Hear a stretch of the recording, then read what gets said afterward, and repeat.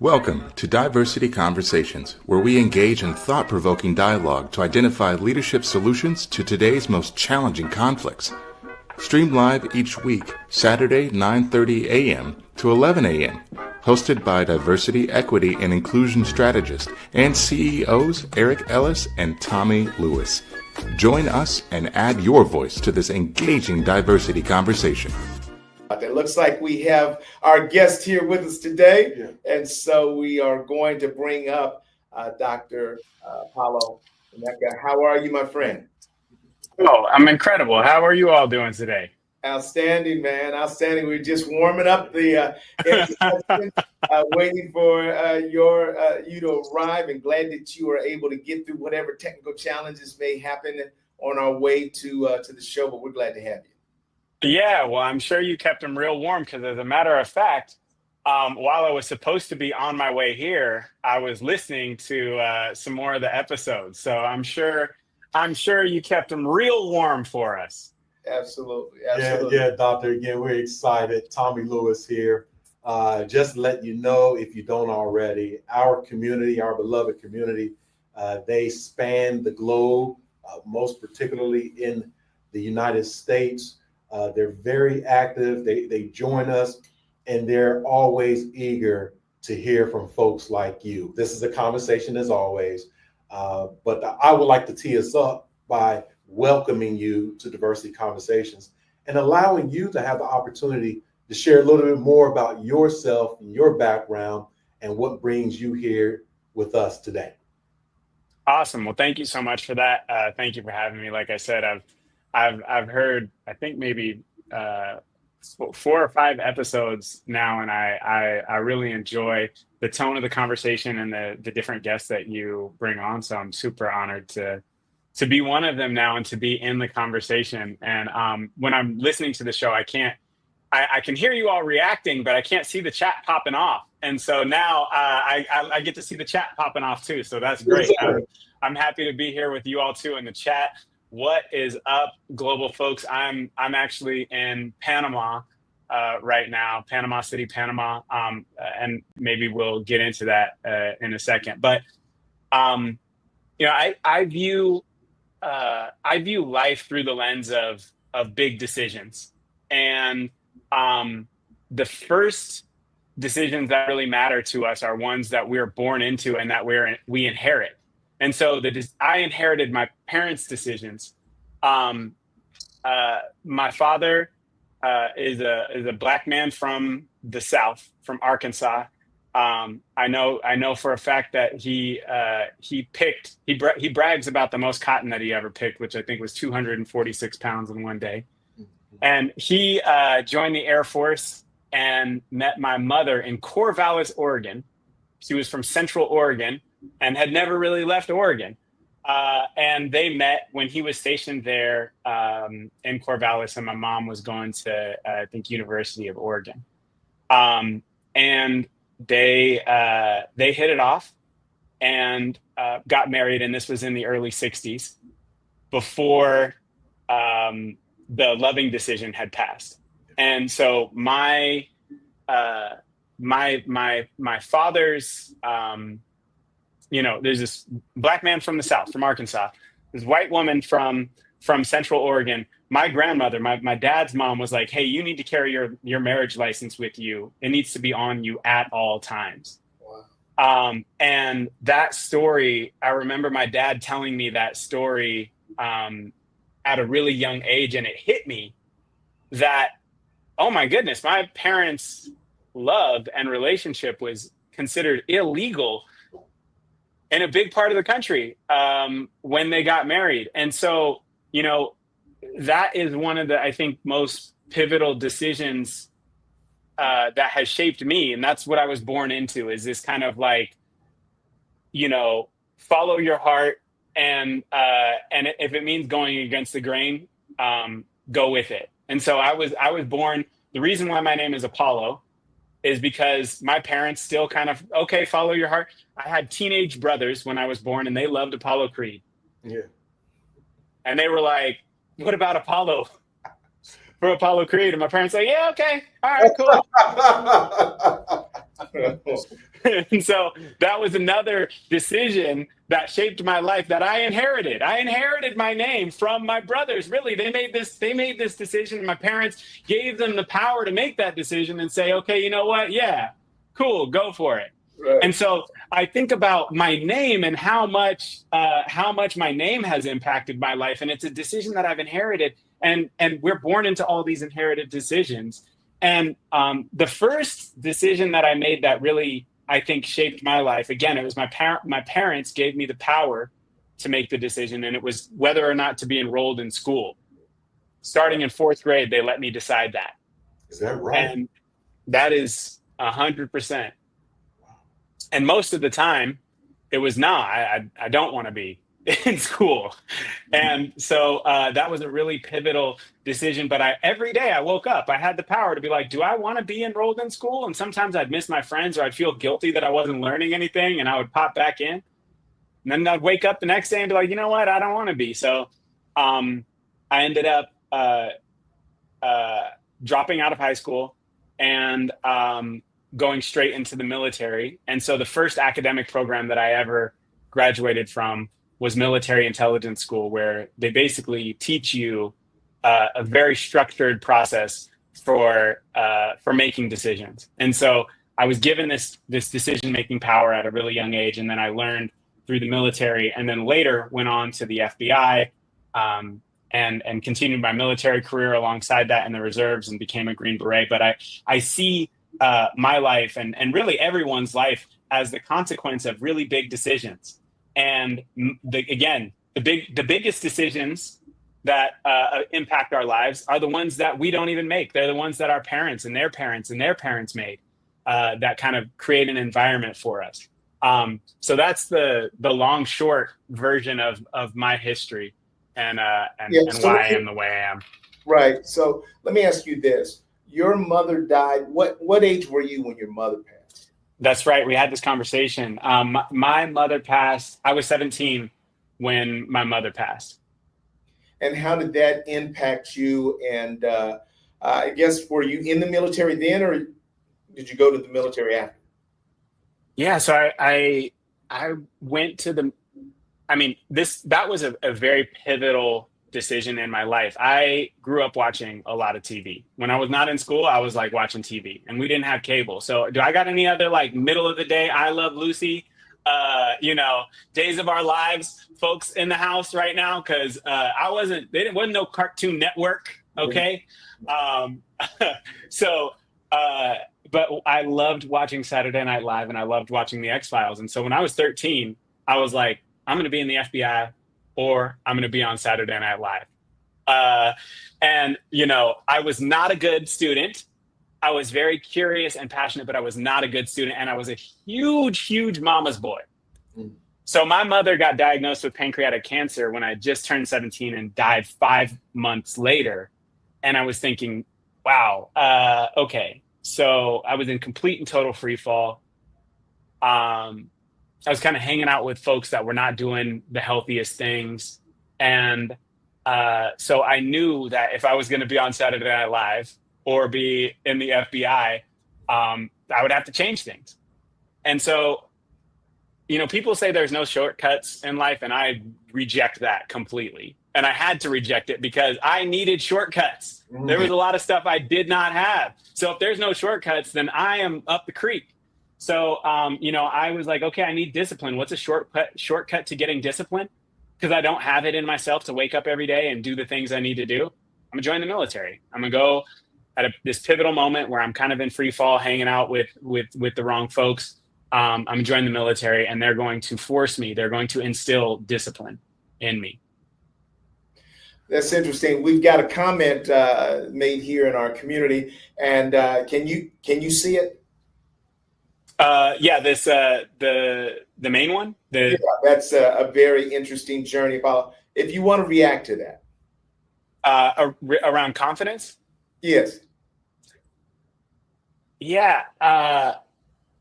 So again, I view everything through decisions. There's so much emphasis on actions and habit and grit and have your morning routine check all the boxes and do all the things and get all the certificates. And, so our answer when we want something is to do more stuff, right? You want more confidence?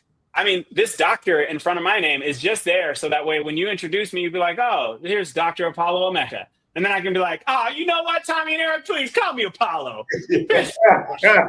That's hilarious. Please, come on now. Right. Oh. But hey, you don't do it that first time. I'm gonna be like, hey, put some respect on my name. What happened? What happened? I earned that. Right. Yeah, right. But, so we go, when we're trying to build confidence, we look for more things to do. Look for more clothes or cars or the house or the neighborhood or the people we know or the, working out. There's something to do. And I think that when you make a big decision and a complete decision, like that is fully reflective of where you want to go and how you want to show up, you almost can render confidence irrelevant. That's my take, is if there's a thing that you want so bad and it's burning in your heart that you want it, then it doesn't matter if I have to look stupid for a little bit, because I know that on the other side of looking stupid, I'm going to get the thing that I want. Yeah. I think the problem is that most people are trying to make the most out of what they have, not solve for the thing that they actually want. And so it's hard to work yourself up to get confidence to do a thing that's going to get you a thing that you don't even necessarily want. So I think that people work on the push side of things, when if you can set that decision, you make a decision. Hey, I'm going to start a business, and this business is going to serve these kinds of people, make this much money, adhering to these values, and you look at that complete decision and it lights you up, then the confidence becomes irrelevant because you have to do it. You just have to do it. So I think that we focus too much on the front side of confidence, of getting more certificates, on doing the things, when we need to focus on making big decisions and then just committing to it. I'm going to ask one more question, Tommy, and then I'm going to let Tommy jump in. What's your experience in terms of, do people actually have something big that they're trying to achieve in life? Because I'm not sure if people really are there. My experience is that people want a lifestyle, and they kind of look around the world and they want to be rich, or they want to be successful, but I'm not sure if people give a lot of thought to big things that they want to accomplish. And I could be wrong. Maybe you have a different experience with that, or maybe that's something that you seek to unlock in people, is some clarity about that.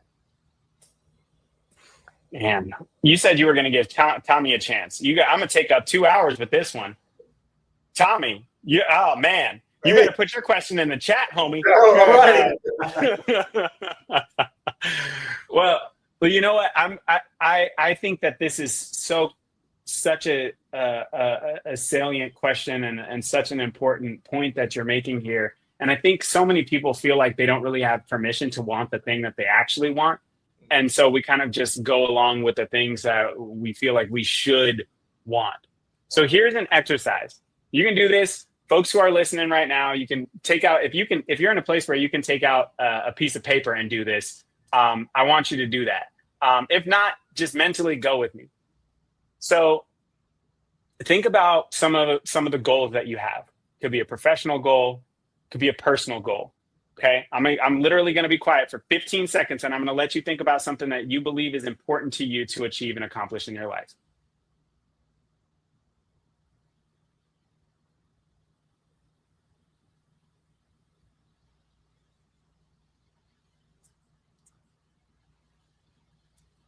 All right, cool. I got the timer here. So, all right. So hopefully you have something in your mind right now that you believe is important. Now, remember what I talked about, being fulfilled in pursuing something that is truly fulfilling. All right. Now I want you to go down the list of these goals, and I want you to give them a happiness rating. So if we were to if they cost you no effort, no time, if we just snapped our fingers and you got that thing, on a scale of 1 to 10, how happy would you be? 1 is you would actually be disappointed, regretful, resentful, unfulfilled. 10 is you are over the moon, through the roof, super fulfilled. If you can picture that, if you have a list of 2 or 3 things, go ahead and assign a number. Yeah. And what I've found when I ask people to write out their goals and assign a number, that the average number is 6 or 7 on their goals. It ain't 6 enough. or 7. Right. Kind of low number is that? Right. Right? So it's like, wait a minute. Like if 5 is miserable and 10 is ecstatic, you are like, if you could just snap your finger, and again, this costs you no effort, no time. If you could just snap your finger and have that thing, you'd be a 6 or a 7. You'd be 1 above neutral. Right. Right? Right. Like, and so what I do is when we talk about a complete decision, it's like, okay, well, we need to get that to a 10. What would it take to get that 6 or a 7 up to a 10? How do we need to reframe this? And then let's make a decision about how we're reframing it.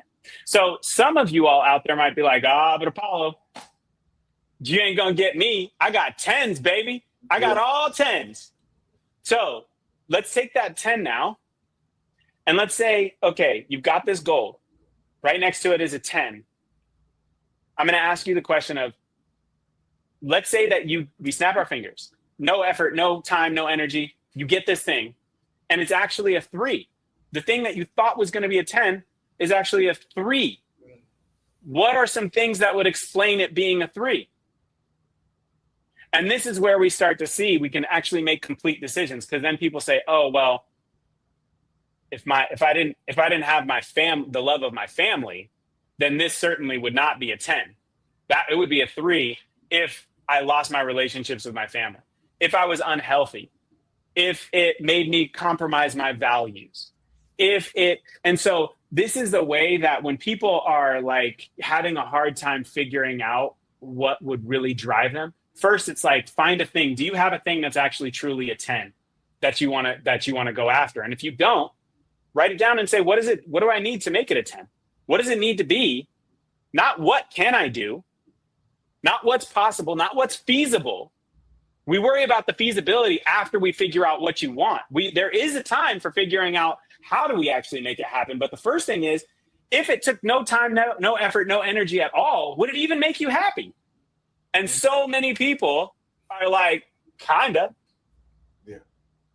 So let me ask you, say that one of my goals is that makes me happy is peace of mind, right? I know that could be arbitrary, but peace of mind. And that peace of mind, as I'm defining it, is as where my stress level is low, I am gliding in the wind. Wherever the wind goes, I can just turn my rudder and go off in different directions. I am literally at holistic peace. It's a 10. I'm happy. But now other people, family members, co-workers, the stranger on the street comes into my orbit and disrupts my peace, i.e. happiness. So now my goal of peace, happiness, 10 is now directly and negatively influenced by outside conditions and other people. Now I'm down to a 3. Are you happy, Tommy? Nope. Why? I'm not at peace. Why? You want me to tell you the truth? Yeah, please. Because of you. Right? Because of you. It wasn't me. I was gliding at peace and happiness, right? And now you came on. So I want to know, with that situation, and if the other person that is disrupting my peace is a person that I value, I care about, I actually am interested in them achieving their 10. And part of their 10 is to come into my orbit and ask me to do something that may very well reduce my 10 to a 6. How do I pivot to care for the other person to get them to be able to give me what I want to stay at my 10, my peace and my happiness? I love it. I love it. Well, first, I mean, you're already halfway there because you have to decide that that's what you want. You have to decide that that's what you want. So earlier I used the term complete decision. And this is why I don't like goals, because goals, when you have a long list of goals, there's like almost no reconciling how they might conflict with each other. So some people might say, I want to do an Ironman, right? Like I want to do an Ironman, 26 miles running, 2 mile swim, 100-mile bike, like that. Yeah. Okay. You're going to be fit. You might hurt yourself. You're going to have to train for probably 10 to 20 hours a week. Does that take you away from your family? So how does this thing impact your other goals, right? And I think that when you make a decision, a complete decision almost sounds like I got a 4-year-old and a 7-year-old. And a complete decision almost sounds like a toddler trying to tell you a story. That's how you know it's right, is if it runs on. If you're like, okay, I want peace of mind and I want to glide and blow with the wind. And I also want, when people come into my orbit, to disrupt my peace of mind. I also want to help them get peace of mind. And I want, like, literally, if you make your big decision like a run-on sentence, then you start to identify, okay, well, what are some of the key actions or conditions that I have to create? That's good. In order to achieve that, right? Because you can go and you can try to achieve that. I want to run an Ironman. I want $1 billion. I want to be the healthiest person on earth.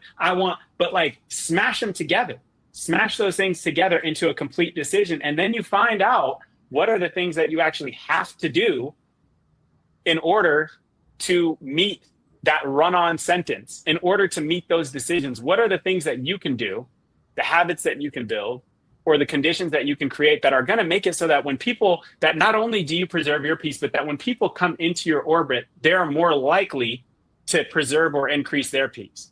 Yeah. What do you have to do? Yeah. Oh, this is fantastic. Yeah, that is, because I have an answer for me, for us. Right. Right. One thing I can do is simply be happy. Oh, snap. Make the decision just to be happy. Right. And really, literally. And I love what you just said, because if they're coming into my orbit, I think that I'm giving other people power to diminish my happiness. Bingo. Yeah. And so I'm like, I say, so come into my orbit, I'm going to be happy. My mindset is happiness. My behavior is happiness. My speech is happiness. Are you happy? I'm happy because I'm making a complete decision to be happy. That's it. Be happy in another room. Yep. That's it. Right. That's it. And when you write those other people into your decision, then they're accounted for. Because a lot of times when our confidence wavers, is we're like, oh, wait a minute, does this mean that I can't have my thing? Like, does them coming in here mean? No, right. It's like you've accounted for them. You know that people are going to come in, and you know that that's your vulnerability, is that when people bring you negativity, it hits you, right? So you don't have to worry about, do I have my own back, because it's written into your decision. Yes, sir. That's powerful. And I'll add to that, my finance director, when my daughter interned for me 15 years ago, she told her a major lesson. She said to her, she says, money's not emotional. We either have it or we don't. So we don't sweat it if we don't have it. We don't go freaking out and all like that. We either have it or we don't. I would say with that big sort of thing that he's trying to, my peace, then my view was, I don't let you move that. In other words, you come in as a noisemaker trying to interrupt, and I don't allow my emotions to get hijacked by what you're doing. I literally observe that. Yeah. Like, hey, I see you doing that, but that's not going to affect me because I don't have to get engaged with what you're doing. And I've done that. My son and I, we were at Black Tech Week. And we went to dinner, me and my 2 boys. And so a man came in with his friends. He was a police officer. He asked my son, had he read the book, Rich Dad, Poor Dad? My son said yes. And I don't know if he really read it. And so he told him, audio. So the guy said, well, tell me what you learned. And so he was making up stuff. And so the guy started sort of pinning him down around, you didn't read the book. And he was almost in an argument. And I interrupted that to say, hey, man, are you making investments, or you're an investor on the side or something else? He said, yeah. I said, no wonder you're interested. And I pivoted the whole conversation from an argument to complimenting him on being somebody who's investing and and then my son made a pivot as well and started picking his brain around those things. But I love it. I think that you're so right about when we have the big thing that we want to achieve, we don't allow others to necessarily hijack that. What's the big idea big decision that you've made for yourself? I love this conversation so much. I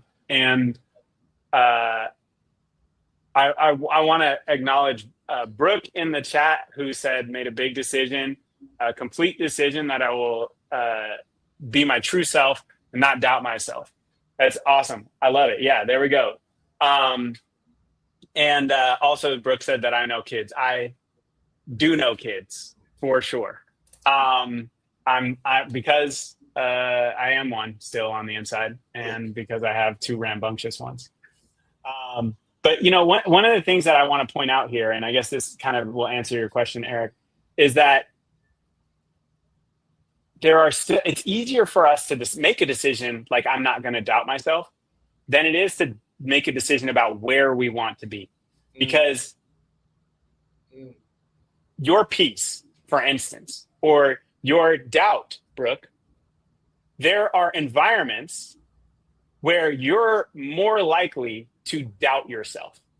There are going to be environments where you are more likely to doubt yourself. And there are going to be environments where you are walking with a cool confidence all the time. What are those environments, right? And what's the difference? And we are so conditioned, again, because we're born into decisions. We don't decide what language we speak. We don't decide where we go to school or where we go to church. Those decisions are all made for us. And so we're so conditioned to just saying, okay, well, here are my cards. And now I got to try to be this person inside of this decision box that I'm in.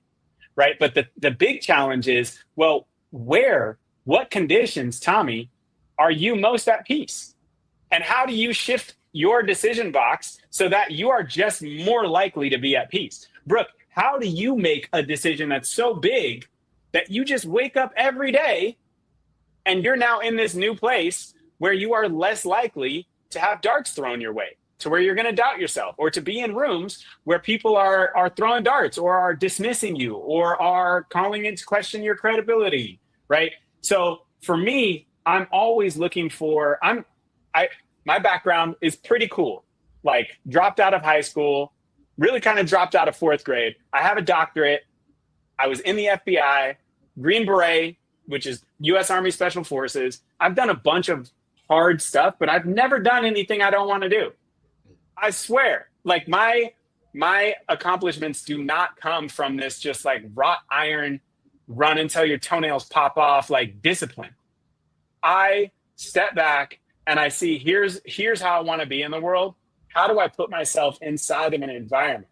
How do I put myself inside of a decision box where those things are going to be easy, where the things I want are going to be easier to do and more rewarded, and the things I don't want are going to be harder to do and are going to be punished?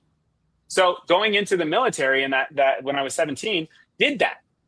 It made it harder to be undisciplined than to be disciplined. At home, if I had just stayed kicking it at home with my pops, it was way easier to be undisciplined there. Right.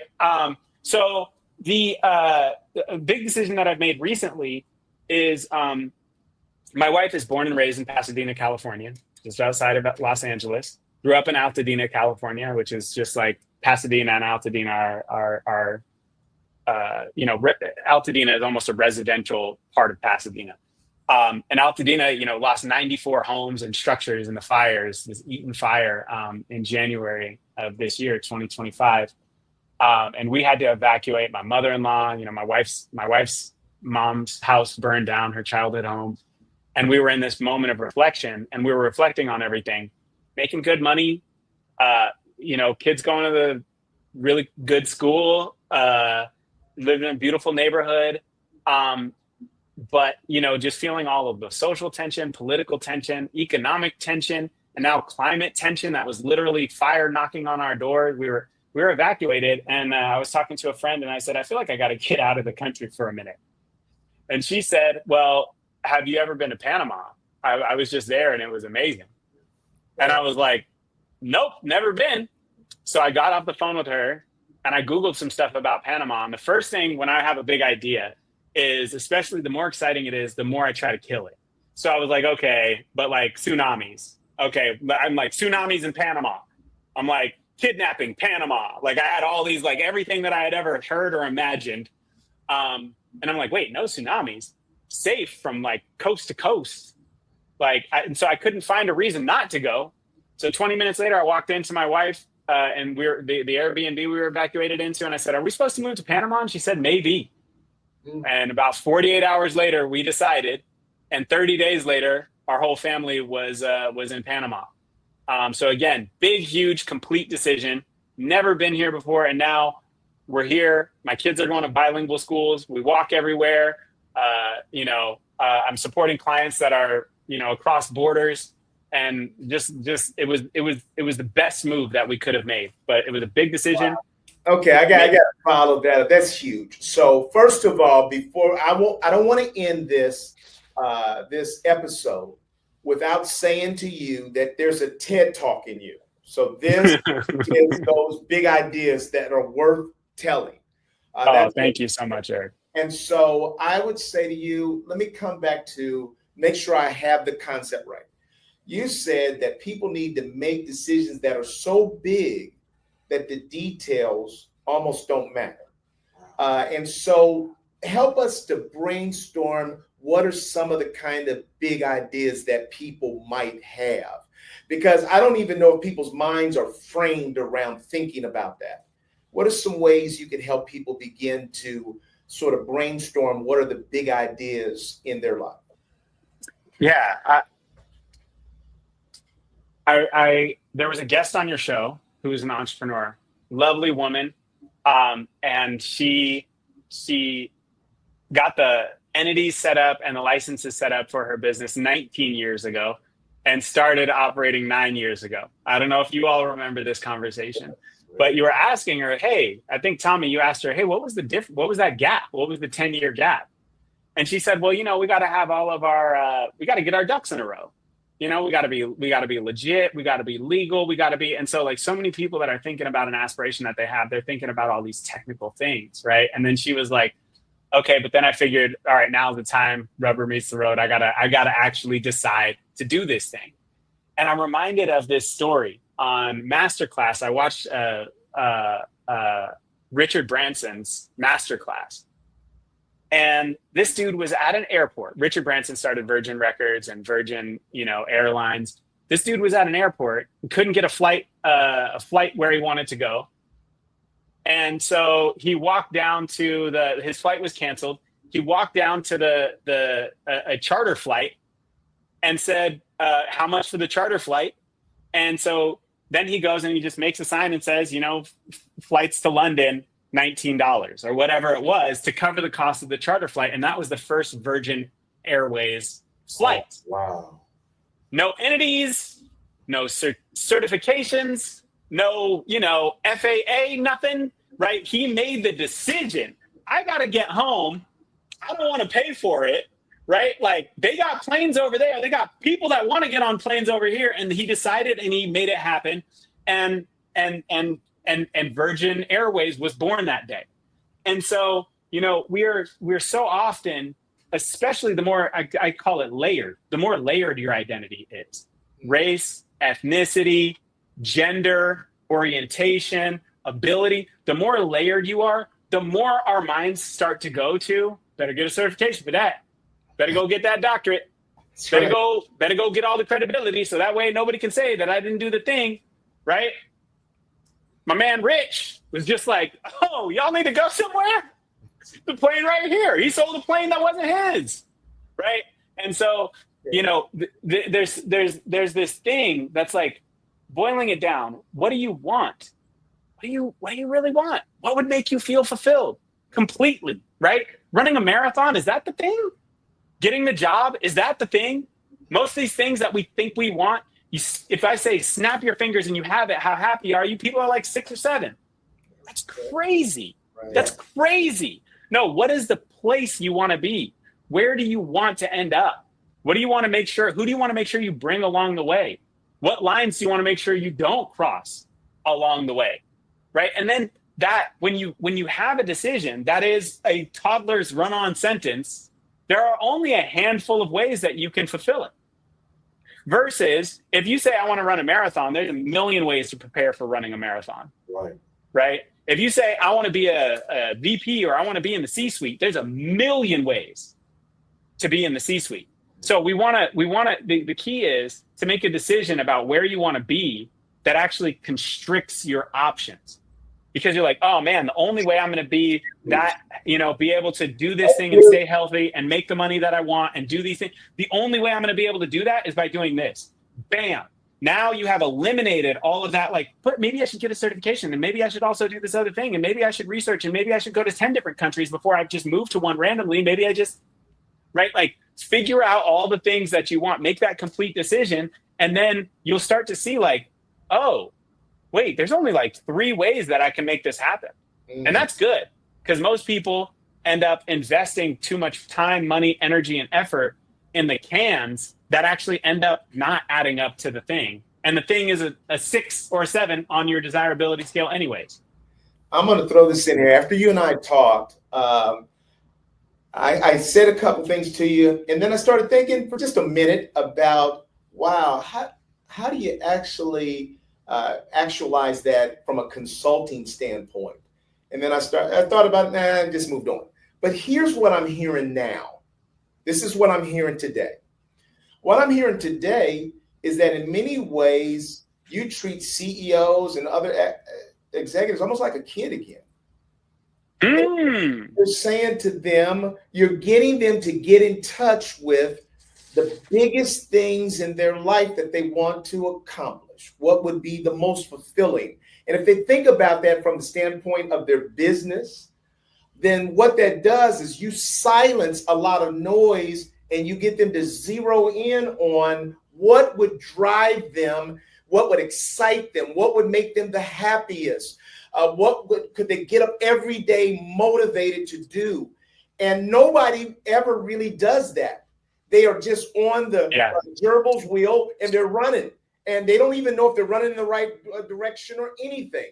But you're silencing all of that and saying, I'm going to give you some freedom right here in this moment, in this space. That's it. Hour back about what do you want to, what's the big thing that you want to do? And I see, Tommy, is executives coming out of that with a drive, a conviction, a will to make that happen. I think the details will start lining up for them. Absolutely. I mean, one of my favorite case studies is this Black woman who grew up professionally in real estate development and ended up spinning out of a family office and launching her own business. But some of the early conversations that we were having pre-launch was like, okay, so you get this deal and you get that other deal, how fulfilled are you? How happy is your bank account? How happy is your balance sheet? And she's like, oh, wait, these fees aren't going to work. So we could go get 10 of these deals and it's just not going to work, right? So just getting them to envision, hey, what if this thing took no effort at all and it was just here, right? Is such a powerful question. And it caused her to completely shift her business model and to get specific about, oh, wait, the only way that we're going to get there is if we focus on these deals, these kinds of deals. And last year, her company that she co-founded did $700 million in real estate deals. And it came from that, like you said, it's like quieting that noise. But we feel like we gotta, especially in this like data-driven age, that we gotta wait for more information and it's like, no, really, you gotta decide. You gotta decide. And I always say that you've gotta, make the right decision. Yes, by like whatever, data, opinions, all these things. You got to make the right decision. And then after you make the decision, you have to make the decision right. And that's where you do the work. Now you have to retroactively, maybe you look back and you're like, whoo, knowing what I know now, I wouldn't have done that. But guess what? We're on the other side of that decision. So I gotta do what it takes. I gotta feed that decision. I gotta do what it takes to make that decision right. But I love that thought of helping them tap into their inner child, helping them be a kid again and be curious and shut out the noise. I love that. I love it too, Eric. I do, because I believe not only for the executives, but as we know about the arc of life, we are birthed into this childhood. And then oftentimes in our latter years of life, we revert back into childhood. We do at the age of 70, 80, or 90. All of these things are simplified, right? That as you share this with Dr. Apollo, I am going to, kind of stick my hand in that cookie jar and use it in our coaching as well. Absolutely. I think that's phenomenal. Not only the things that he shared with us today about complete decision, but really narrowing down to that, as my wife would say, juvenile essence. What is that juvenile essence that will have that executive say, this what gets me going? And even from a financial perspective, maybe very well off. From a leadership perspective of here, I'm leading some 50 or 100,000 people, right? I work with a person right now, an executive, who is struggling mightily just to find his why again. Like, why? Issue, career, 50 years, 55 years in his career. The board loves him, does not want him to retire at all. And he's like, I need something to motivate me. What's my why? Dr. Apollo, he too did kind of a cross-country bicycle deal. I am going to shamelessly use these techniques and working with him and work with others. So thank you for dropping these pearls of wisdom. I love it. This morning.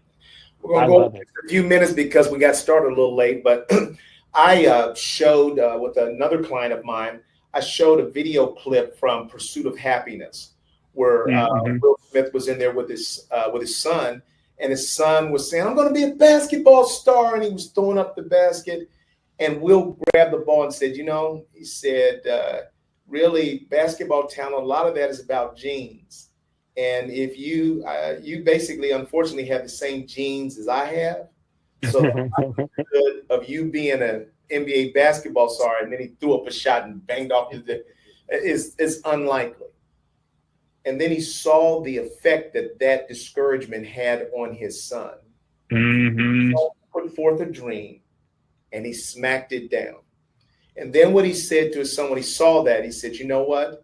He said, son, when you have a dream, don't let anybody in the world take that away from you, including me.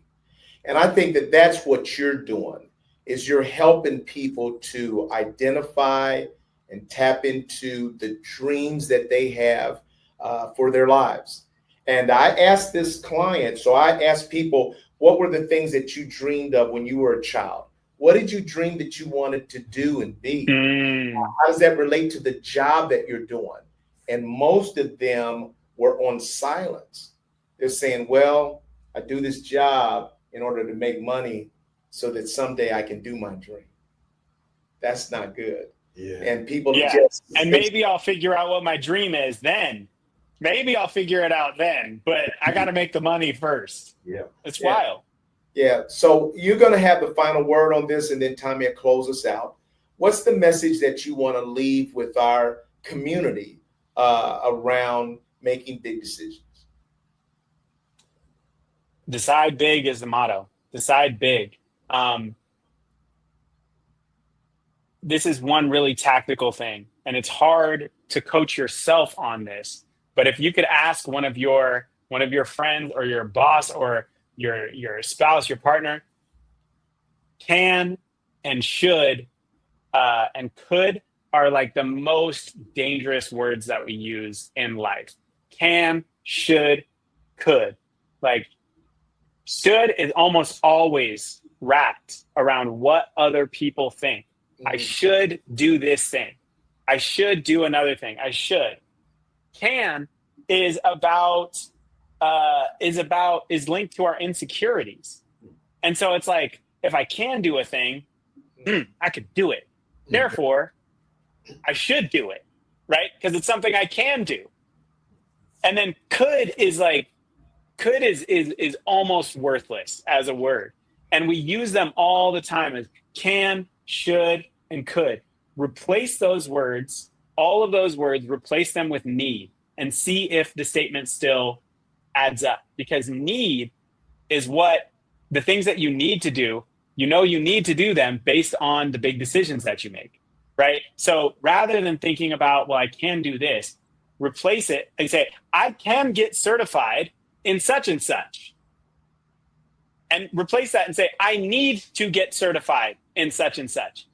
If that sentence doesn't make sense when you replace can with need, don't do that thing, please. Right. Yeah. I can go get a law degree. You can do anything. Like Chris Rock said, you could drive a car with your feet, but it doesn't make it a good idea, right? So he used a little more colorful language than that. But that's one thing that I would say is that if you're trying to root out what your big decision is and you're having a hard time finding it, take all the things that you think you can, should, could do, and replace it with need and see if it still holds up. If it holds up, it's righteous. If it doesn't hold up to the need level of scrutiny, don't do it. Don't do it. Before Tommy comes in, I'm cheated, so I'm like a preacher that's now got his skirt closed. But I want you to also speak to our broader community and maybe even our nation right now. A lot of people are feeling so hijacked and overwhelmed by the activity that they've lost their ability to dream, to think about even making big decisions. There are people, shockingly, that are contemplating leaving the country just because of the state that we're in. What would you say to what would you say to individuals that feel like they are not in a country and in a culture and environment that is facilitative for making big decisions? Well, I mean, I'm one of those people. I'm one of those people who I said, I thought if I want to have peace of mind, where can I go? How can I put my family in a situation where that is going to be, where it's going to be easier to do that?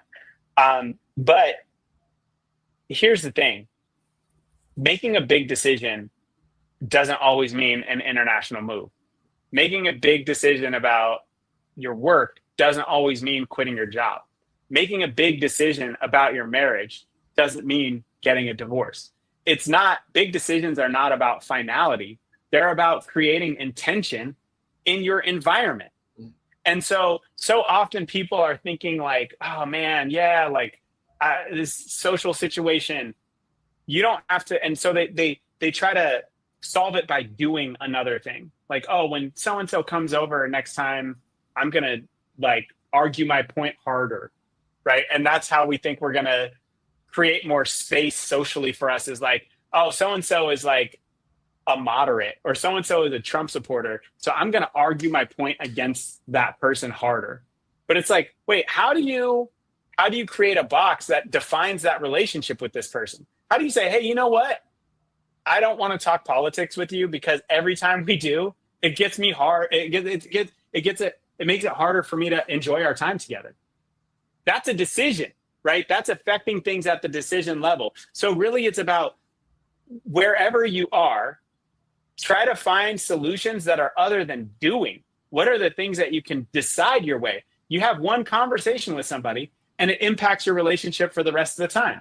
And again, that's how you can tell if it's a decision level intervention. Is it something you can do one time and it pays off forever? Moving to Panama in 30 days required us to do a whole bunch of stuff we've never done before. Required us not to have habits and discipline. It required us to check a bunch of boxes so we could make this thing true. And now that we've made this thing true, There's a bunch of stuff that's just going to be true forever.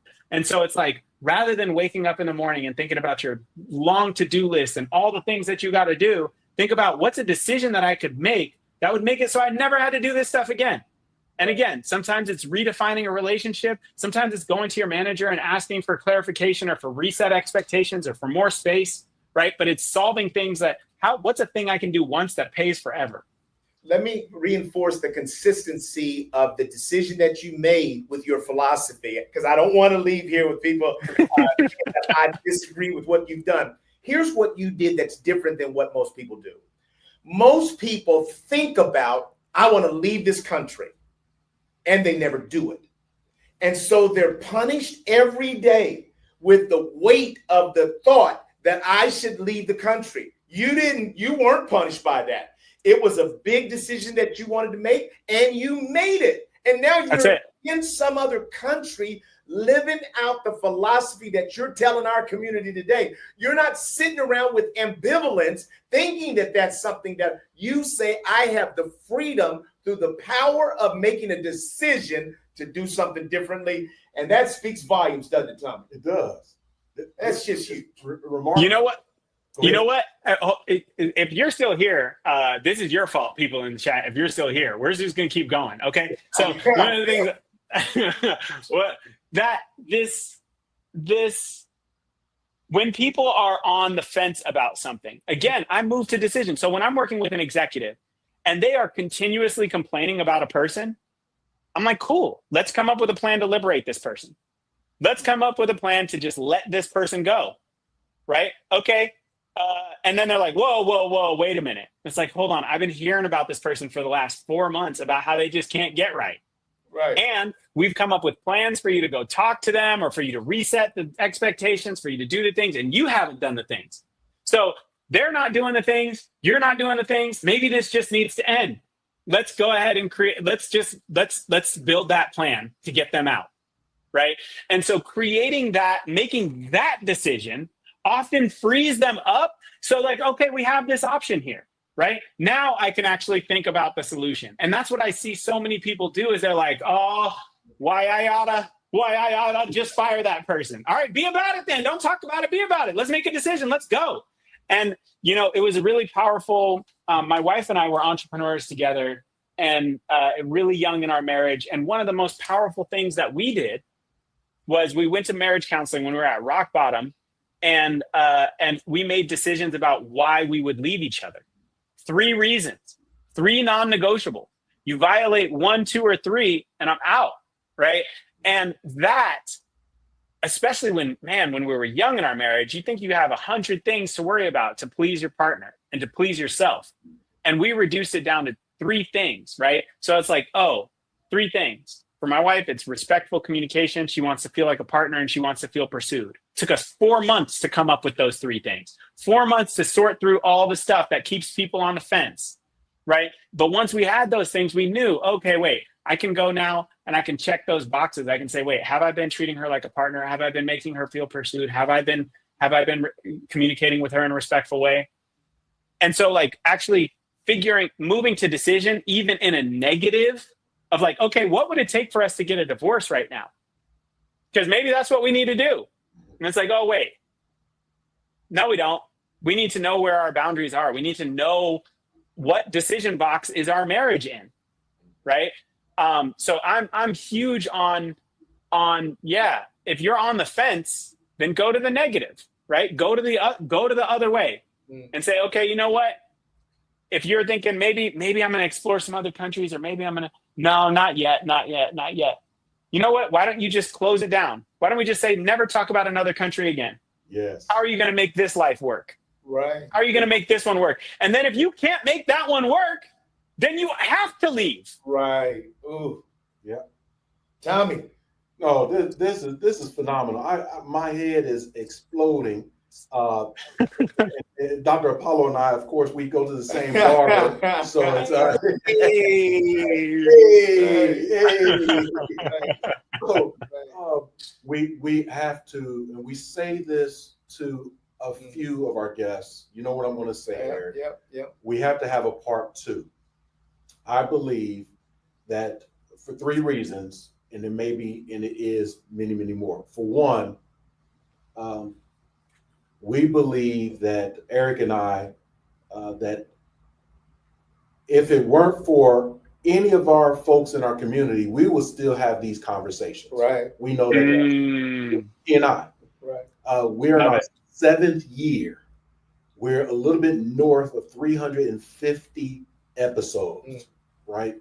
And at the end of the day, it'll be he and I. But 2, we know that folks like Dr. Apollo Amiga makes it rich. The conversation is rich. And it's real, I think, is a conversation where we can walk away with some gems and some tools, right? And that's selfishly speaking. Yeah.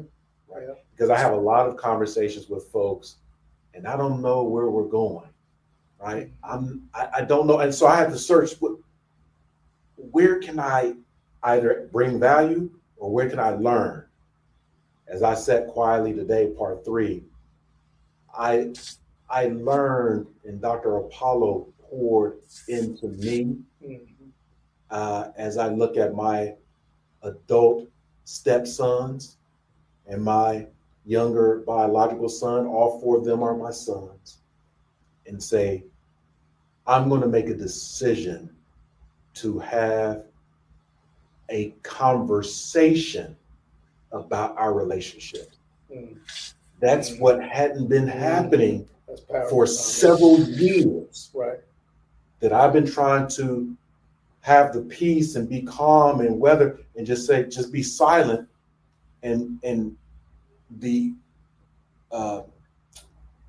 resentment, the anger had been piling up. I know go ahead yesterday and today I have release. So I want to say thank you. I want to say thank you. I'm going to close out. I love it. Show, but if we need to hang around, Eric, we can. But Absolutely. Again, community, we'd like to thank you. Every week, every Saturday, same time, same back channel. Thank you again for joining Eric and I and Dr. Apollo on another installment of Diversity Conversations. Thank you. Take care.